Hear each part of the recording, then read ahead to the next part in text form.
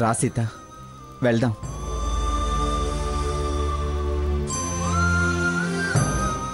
రఘురామ్ ఆగు.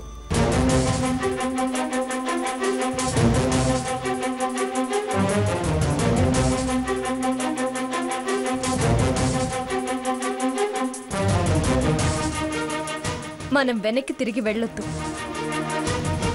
వాళ్ళు తలుపులు వేసేశారు. ఎప్పుడు వాళ్ళు మన కోసం తలుపులు తెరిచుంచారు గనక మనం ఇక్కడి నుంచి కదలొద్దు. ఎప్పటిదాకా? వాళ్ళు తలుపులు మూసుకొని ఎంతకాలం ఉంటారు?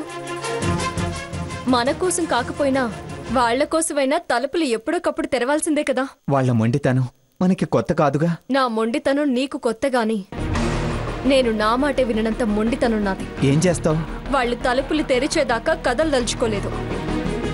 మనం వెనక్కి తిరిగి వెళ్లి వాళ్ళకి గెలుపు దక్కనివ్వొద్దు. అలా చేస్తే ఇన్నేళ్లు అత్తయ్య చేసిన పోరాటానికి అర్థమే ఉండదు. వద్దు సీత, అంత మూర్ఖత్వం ప్రదర్శించే వాళ్లతో మనం కలవలేం. పద, పోదాం. అలా వెళ్ళడానికి అయితే మళ్ళీ మనం ఇక్కడికి ఎందుకు వచ్చినట్టు? ఇంత ద్వేషం ఉంటుందనుకోలేదు. వాళ్ళు అసలు ఎప్పుడు ఎవరిని ప్రేమించారు గనక ఇంతో అంతో అనుకోవడానికి. సీత, నా మాట విను. నన్ను వెళదాం పదా అని ఇంత తేలిగ్గా చెప్పేవాడివి ఎందుకు కన్నీళ్లు పెట్టుకుంటున్నావు? ఏ ప్రేమ పొందాలని ఆశపడి వచ్చాను, ఆ ప్రేమ పొందకుండా గుమ్మంలోంచే వెనక్కి తిరిగి వెళ్లాల్సి వచ్చిందే అని అమ్మ తప్ప మరో మనిషి నా వాళ్ళు అని తెలియకుండా పెరిగాను. నాన్న రఘురామన్న అమ్మ పిలుపు తప్ప మరో పిలుపుకు నోచుకోలేదు. అమ్మ అన్న వరుస తప్ప మరో వరుసతో ఎవరిని ప్రేమగా పిలిచింది లేదు. నన్ను అమ్మ ఇక్కడికి పంపే ముందు నీకు తాతయ్య ఉన్నాడు, నాన్న ఉన్నాడు, నానమ్మ ఉంది అని చెప్తే ఎంతో ఆశతో ఏనాటికైనా దగ్గర అవ్వచ్చు, వాళ్ళ పిలుపుకి ప్రేమకి దగ్గర అవ్వచ్చు అని ఎంతో ఆశపడ్డాను.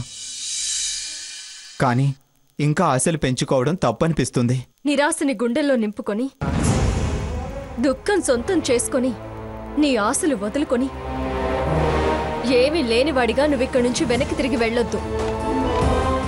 నీ ఆశ నెరవేరాలి, మీ అమ్మ గెలవాలి. అప్పుడే నేను నీతో పాటు అడిగేయగలను. అందాక వెనకడిగేయొద్దు. ఆ ఆశ చచ్చిపోయింది. ఇప్పుడే చిగురించిన ఆశ అలా చచ్చిపోవడానికి వీల్లేదు. చూడు రఘురామ్, అత్తయ్య నీ బాధ్యతని నాకు అప్పచెప్పింది. నువ్వనుకునే నీ వాళ్ళు నిన్ను అంగీకరించిన ఈ పరిస్థితిలో వెనక్కి తిరిగి వెళ్లడం నాకిష్టం లేదు. కనీసం మన మాట వినని వాళ్ల మూర్ఖత్వం మార్చందే ఇక్కడి నుంచి కదిలే ప్రసక్తే లేదు.